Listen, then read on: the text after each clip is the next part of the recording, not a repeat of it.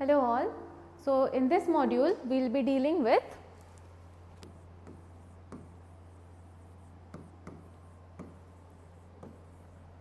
Bohr-Bury scheme. So, till now what we have learnt, like first we have learnt an atom consists of electron, proton and neutron as its fundamental subatomic particles. Then after the Rutherford's atomic model, we came to know about how the nucleus, like a nucleus contains neutrons as well as protons, and how electrons are distributed around the nucleus in orbits. So, Bohr-Bury scheme basically describes about electronic configuration. Electronic configuration. So, what is electronic configuration? Basically, electronic configuration means distribution of electrons in the orbits around the nucleus. Okay. So, from Rutherford's model, we knew in the center we have a nucleus and electrons are distributed in certain orbits. So, then the question arose, an orbit must have a limit of occupying electrons. We cannot sum up, like for example, if an atom is having 11 number of electrons, we cannot take all the 11 number of electrons and put it in a single orbit, right.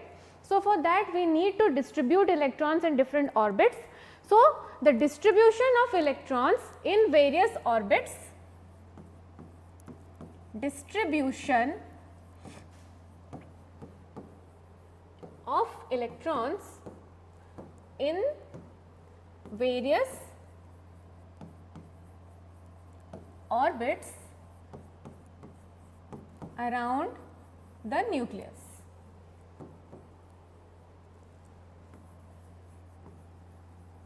This is basically what electronic configuration is.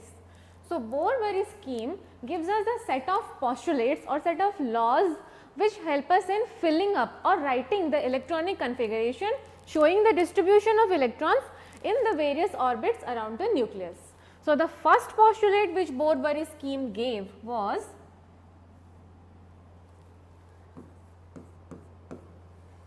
electrons are always filled in the order of increasing energy, right. For example, so let us write the first postulate. Electrons are always filled in the order of increasing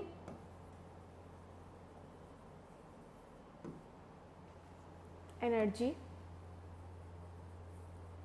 and we know if in the nucleus we have, if in the center we have the nucleus, then the orbitals are arranged in the order of increasing energy, like the orbital closest to the nucleus is of the lower energy or the lowest energy, and gradually the electrons or the energy of the orbitals increase as we move away from the nucleus. So, if we know that electrons are always filled in the order of increasing energy, so first orbital or the first orbit will be filled first, then we will move on to the second, to the third, and like so on. So, first orbit is named as the K shell, second is the M, N shell, like so on. I am really sorry for this. First is the K shell, then L shell, M shell, N shell, and so on. So, the lowest energy shell, which is the K shell, has the capability, according to Bohr-Bury scheme, the K shell has the capability of filling 2 electrons. The L shell has the capability of occupying 8 electrons. M shell has the capability of occupying 18 electrons, and N shell 32 electrons. So, these numbers were decided according to the Bohr-Bury scheme, and these are called as the magic numbers. Okay. Again, Bohr-Bury scheme restricted the filling of orbitals with a next postulate that the outermost orbital, the outermost orbital cannot occupy more than 8 electrons. Okay, whichever will be the outermost orbital that cannot occupy any electron more than 8. So, 8 will be the maximum capability of the outermost orbital, and always remember, energy is inversely proportional to stability. So, a system in a lower energy state is considered to be more stable. So, electron filling is done according to these set of rules provided by Bohr and Bury. So, if we see or take examples of certain elements, like for example,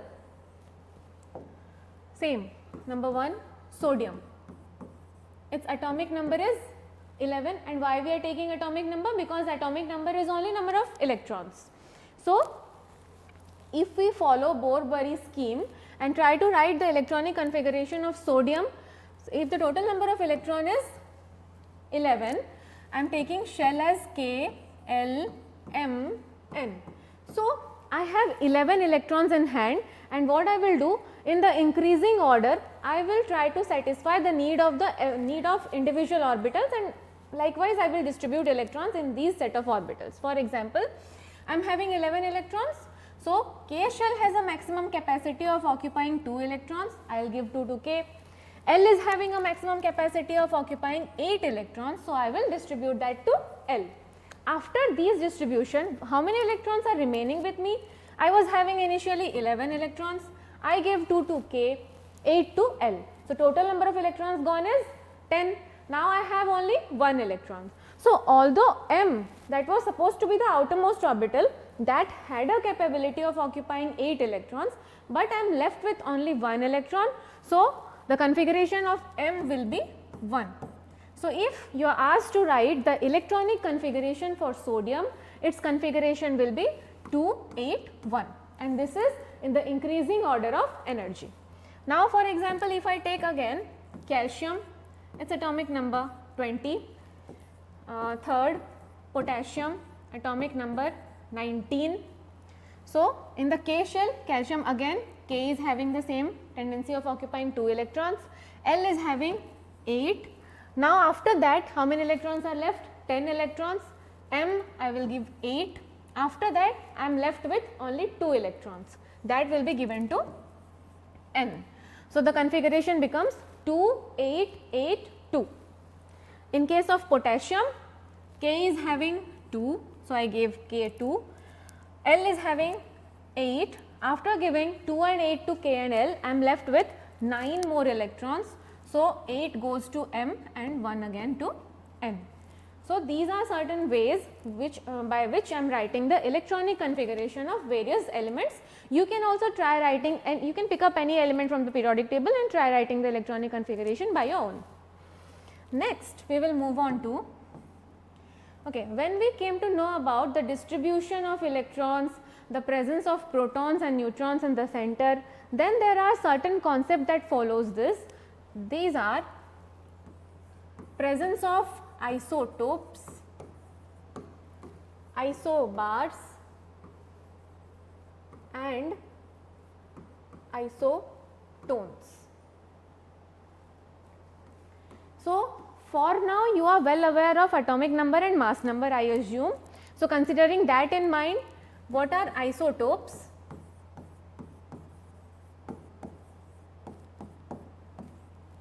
These are elements,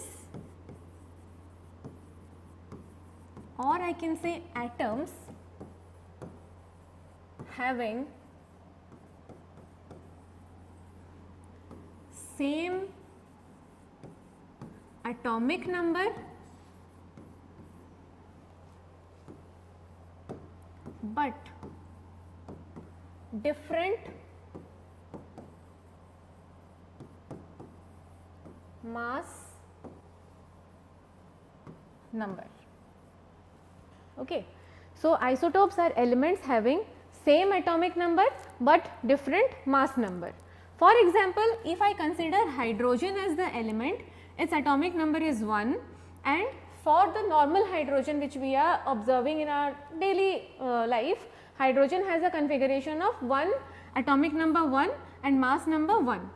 But hydrogen also has isotopes where atomic number is 1, mass number 2, atomic number 1, mass number 3. So, the traditional hydrogen which we are using, this is called protium, 1, 2 is called deuterium, 1, 3 is called tritium, and these isotopes of hydrogen only have a special name, but other atoms isotope do not have as such distinguishing names. So, hydrogen 1, 1 is called as protium, 1, 2 deuterium and 1, 3 tritium. So, we know water's chemical formula is H2O. So, and yeah, the 1, 3 hydrogen isotope or the tritium is radioactive and very rarely observed. Mostly we observe protium, next most abundant is deuterium. Now, if I consider water, water can be written as we all know, H2O. This is our normal water which we are taking up in our daily life. But if I am taking second isotope, that is deuterium 1, 2 and trying to prepare water, deuterium is represented by symbol D, then the water becomes D2O and this is called as heavy water, and this is mostly used as a coolant in radiators.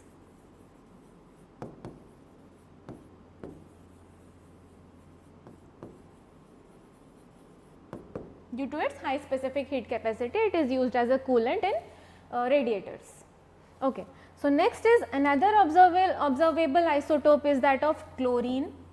Chlorine's atomic number is 17.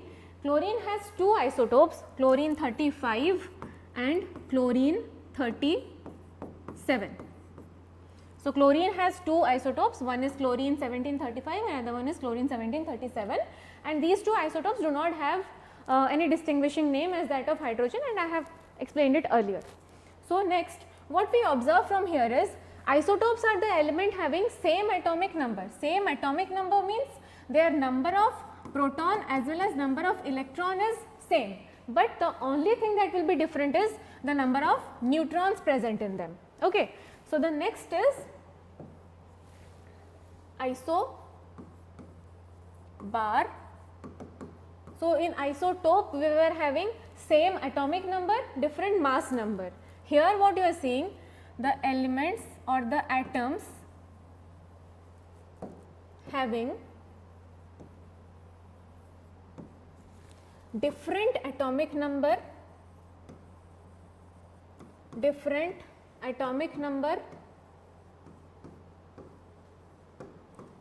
and same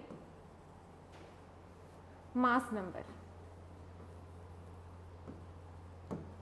So, basically isotopes were same elements, right, same elements because the atomic number was same, so the element was also same, but here the atoms will be different as the atomic number is different.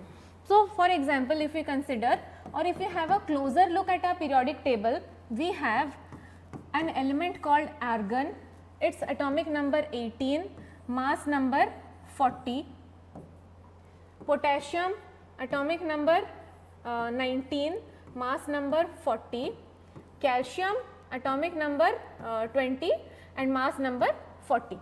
So, here what you are observing is their atomic number in all the cases are different, but the mass number is same. Therefore, they are called as a pair of isobars. So, in case of isobar, what is happening? Here in isotope, the number of proton and neutron, the number of electrons and protons, they were same, but they only differed by the number of neutrons. But here in case of isobar, their number of neutrons will be different as well as number of protons and electrons are also different. Now, next is the last is isotope.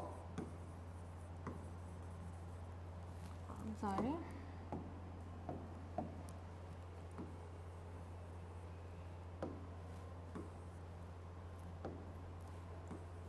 Isotones.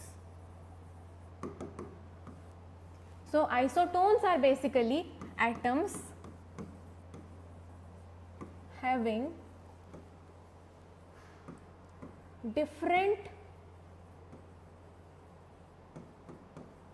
number of neutrons. And also similarly we have another example, that is isoelectronic species. So basically these are elements, they can be atoms or ions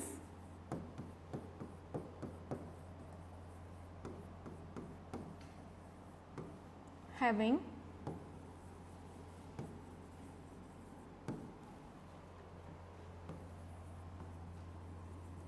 same number of electrons. Okay. For example, N3 minus, O2 minus, F minus and sodium. Okay. These all, they are having the same number of electrons, that is 10 electrons each. So they are pair of isoelectronic species. So that's all for this module. Thank you very much. In the next module, we will be taking up the further topics. Thank you.